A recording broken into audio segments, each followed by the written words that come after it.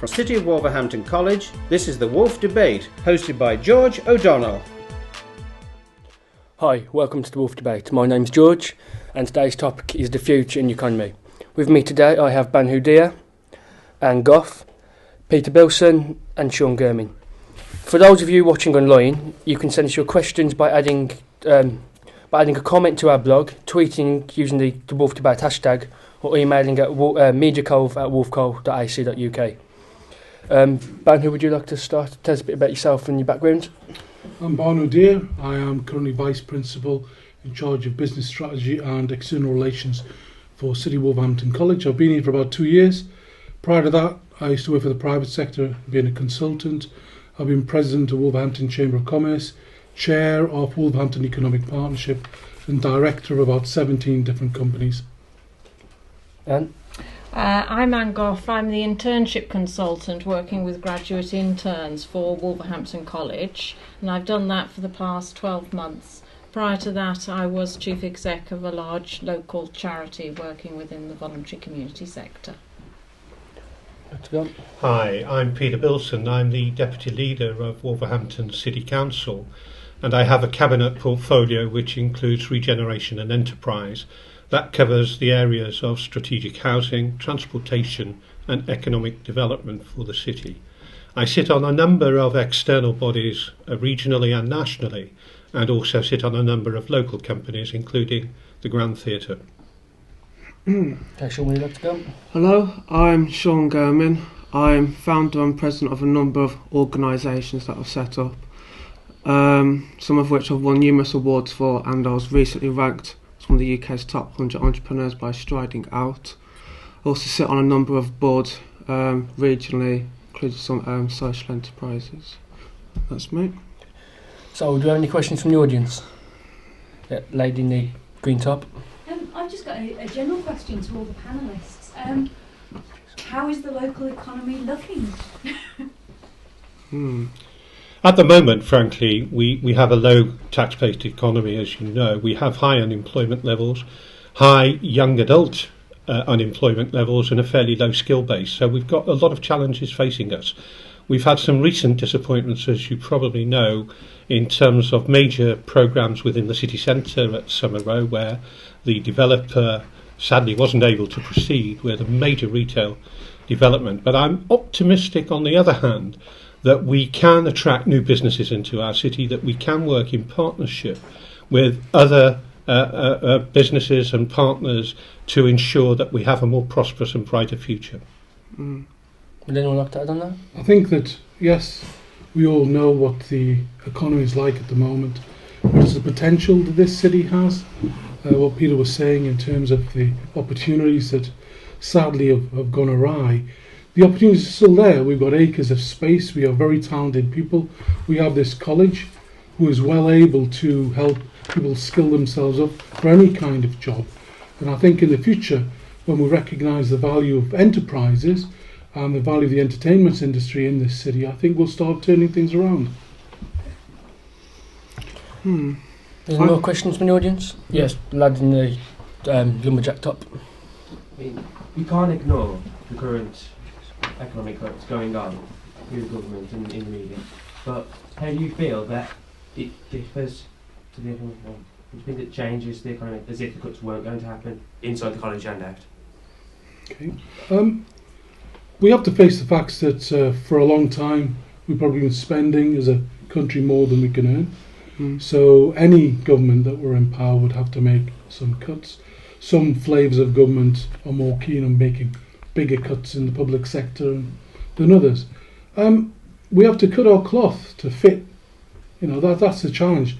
It's not going to be fair that the people in the public sector in the city will lose their jobs, but we've had people in the private sector rather, who have lost their jobs. So I think the issue is for this city is, what do we do with the people who lose their jobs? How do we migrate people who have plenty of skills, who don't currently have a job in the public sector, to private sector and voluntary sector jobs? I think that's the key thing. For us just to sit there and let this happen will be the worst thing in the world. How can we create a entrepreneurial environment that enables people to realise their full potential wherever they've come from? Part of the work I do is working with graduates and giving them work experience and internships. And it's very important that we spend more time giving the proper coaching and mentoring to enable those young people and others who have worked in different sectors to have the foot in the door. There are a lot actually of small entrepreneurial creative industries in this area, more than I actually appreciated when I first started doing this job. And I think part of our role is to start doing those introductions and getting people their foot in the door so that people can see the skills that young people have and those that are going to come out of the public sector and see how they can actually develop those skills in other areas that they hadn't actually thought. We've got to just start thinking differently about the type of skills and where we want to work.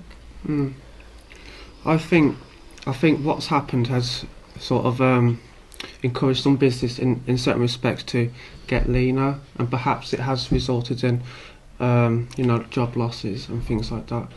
But I think if you look at it in a different perspective, it also means there's other opportunities. I mean, perhaps you might have had competitors previously, and now if you set up something now, there's less competitors. There's a lot of people that might be out of work that's got skills. So I'm saying in the entrepreneurial perspective, it's actually a better time perhaps than before. And as you see, like with a lot of boom and bust cycles, part of it is like a psychological thing, because people think it's going to go on forever. And really all what it is just bringing you back to reality, Like you mentioned about the spending and things like that. And so, it's just a reality shift. And if you can find the opportunity in that, then it certainly works well for you. It's certainly going to be a difficult few years, both managing the reductions in public expenditure, which could amount to as much as 30% of what is currently being spent, and certainly in terms of targets for Wolverhampton as a city, we've got to take something like £70 million out of our budget over the next 4 years. That can't happen without having some fairly serious effects on the way we're able to provide services. And as Anne was suggesting, we've perhaps got to think about doing things differently.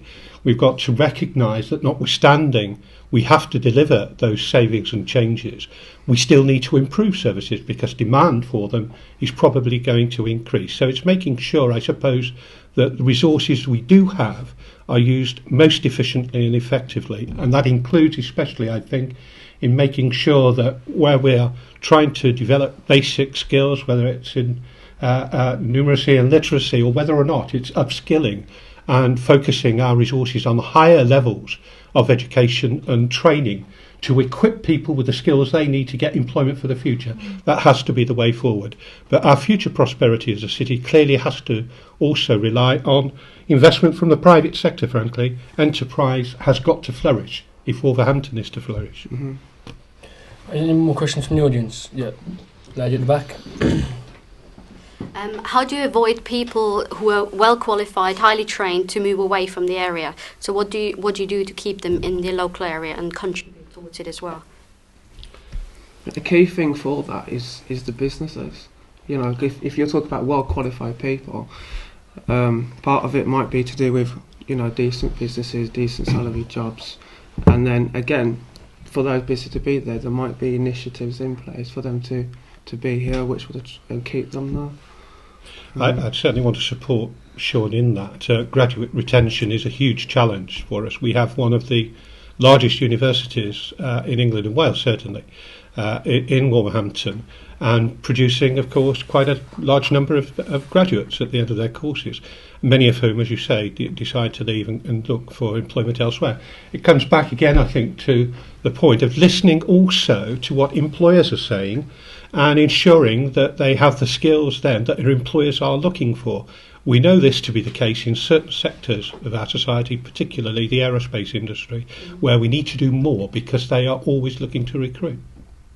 In order, I work very much with graduate interns, and part of the role, and Peter's mentioned it, is listening to what companies are wanting. There are a lot of large, small and one-man band entrepreneurial organisations. They all need people. That's what companies want. They want people with different skills. Part of the role is, and we've got a responsibility to introduce those young people to those companies and vice versa, because I think there is some kind of perception sometimes they're graduate or they're highly skilled, they're either a little bit afraid of their skills, and until they actually have that experience and go into the company and realise that the wealth of skills that they can offer as well as gain from those companies. And if we as a city got together and worked as partners to say we are going to look at local people for local jobs, we are going to listen to what are the needs of the companies, so we'll look as further and higher education